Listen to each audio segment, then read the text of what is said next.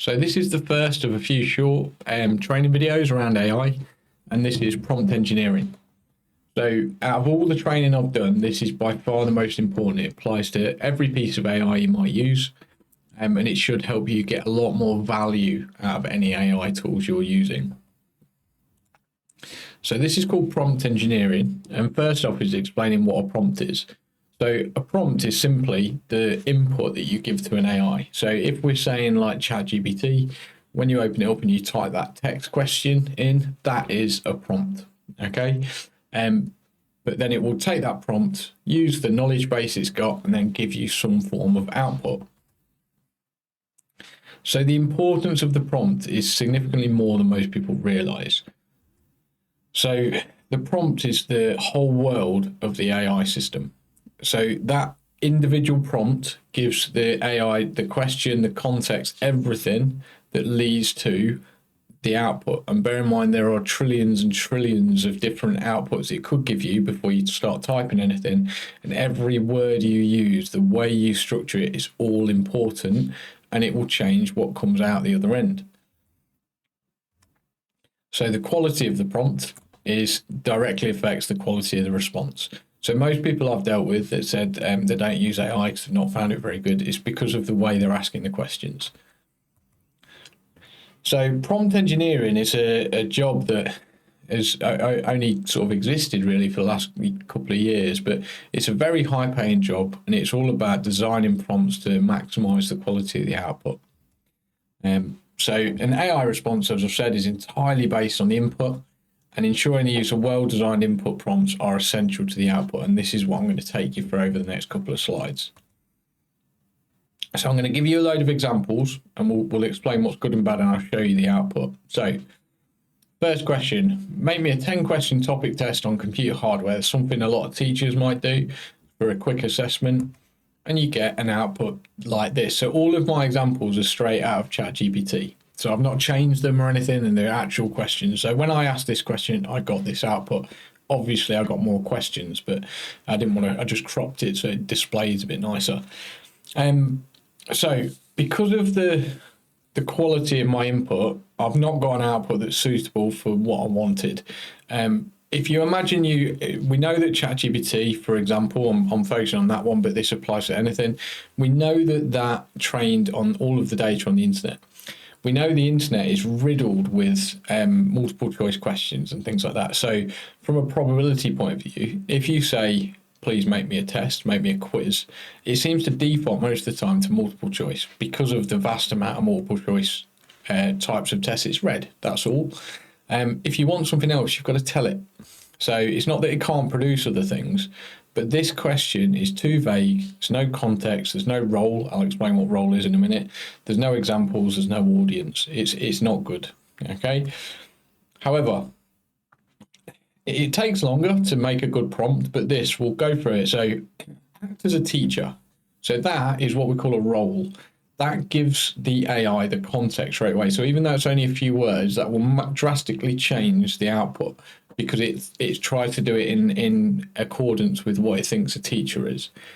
So then it says your task, so I'm being quite specific, your task is to design a 5-question topic test for GCSE computer science students in the UK. So I've given it a task, I've given it an audience.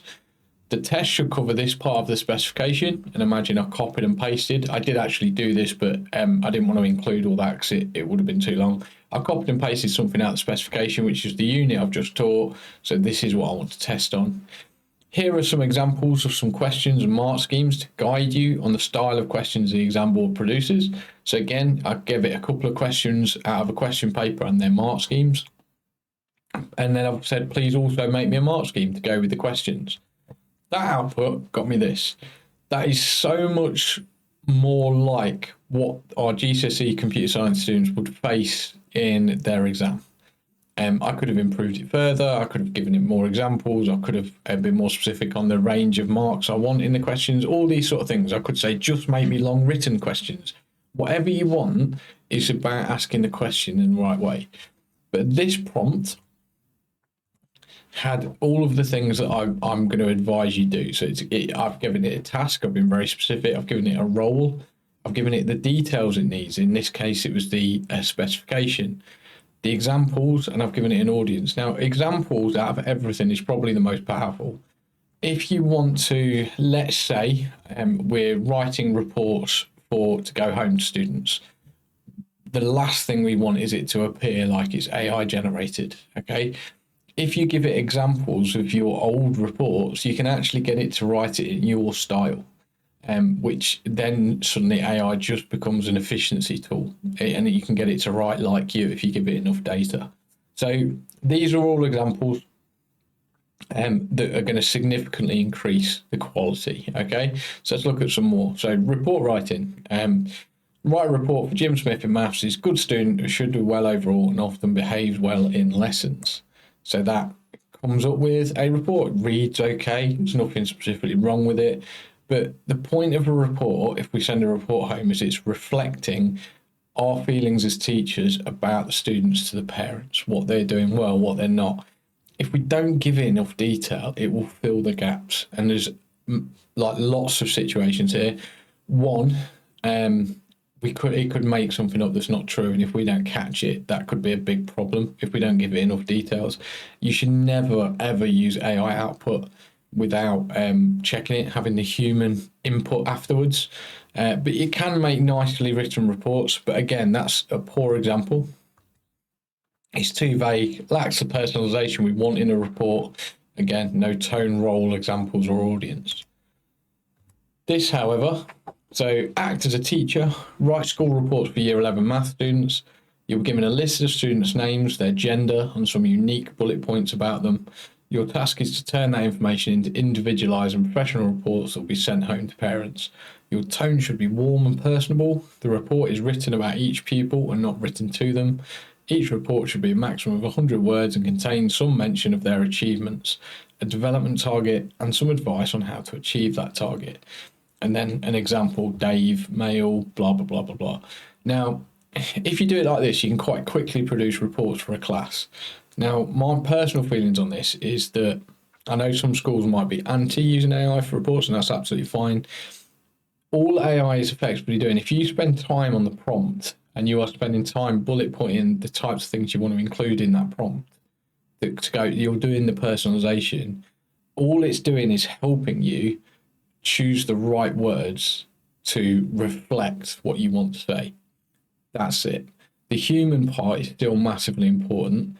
AI can be a huge tool for this. I think you might get a teacher, let's say English teachers probably, they might look at this prompt and go, it's probably quicker for them just to write the reports. Yes, it probably is.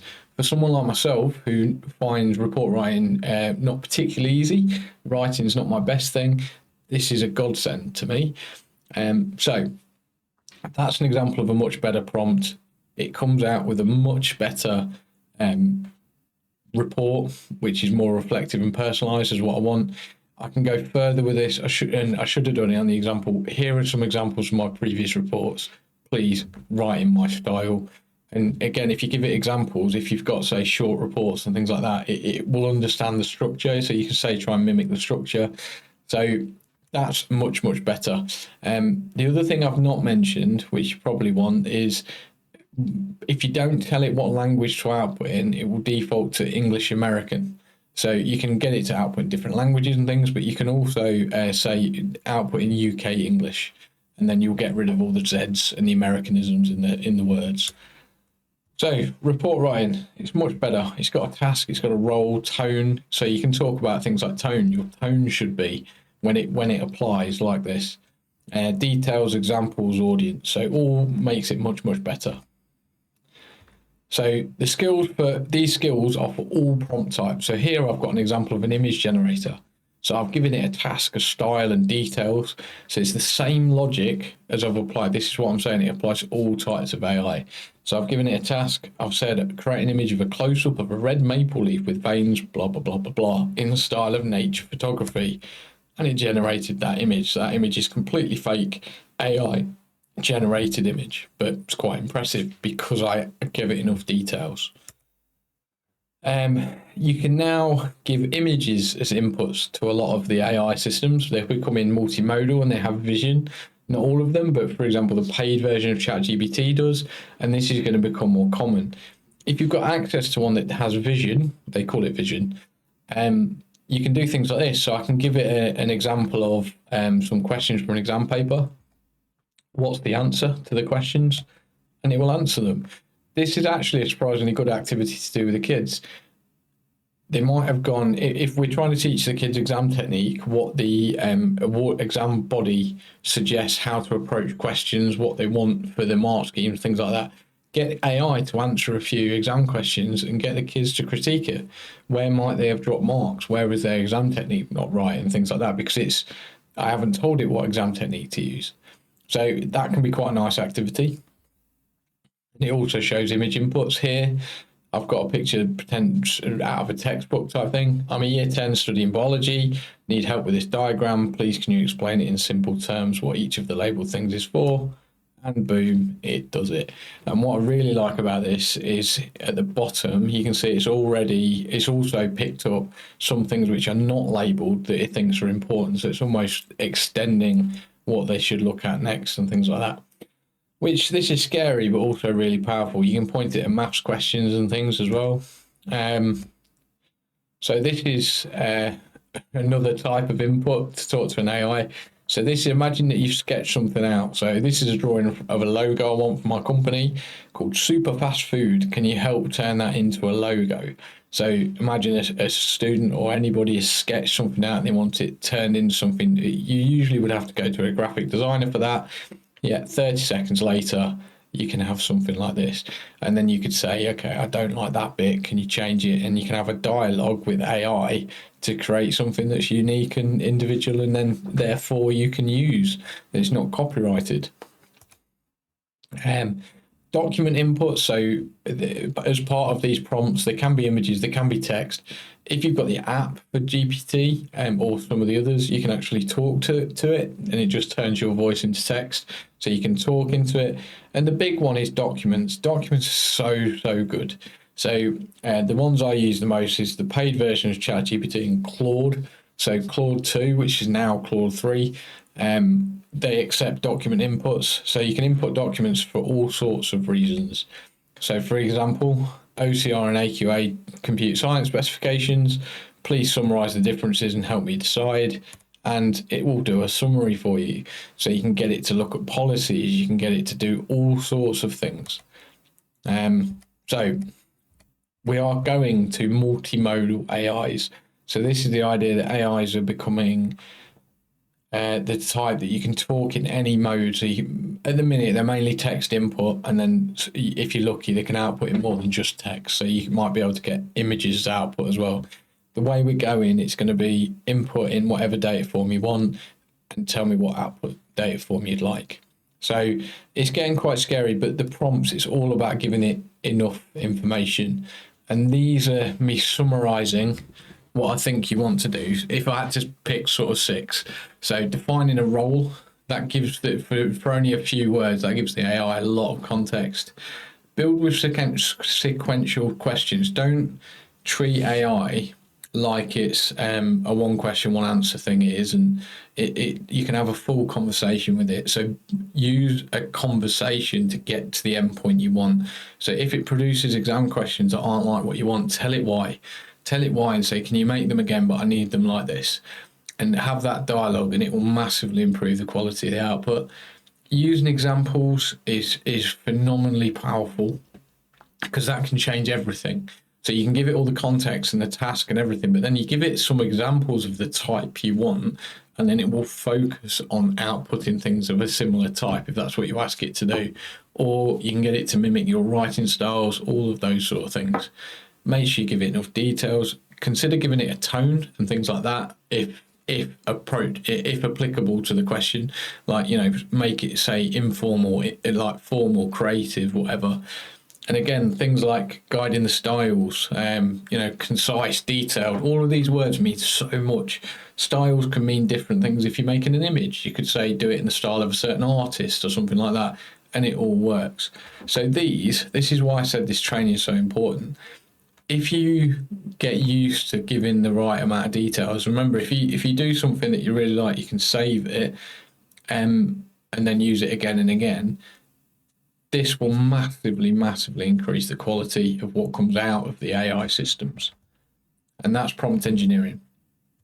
So that's the first. I said short, it's not ended up being that short, but hopefully that's useful. And I think that out of all the AI training is the most important, because this is how we get the most out of the AI systems. Okay, thank you.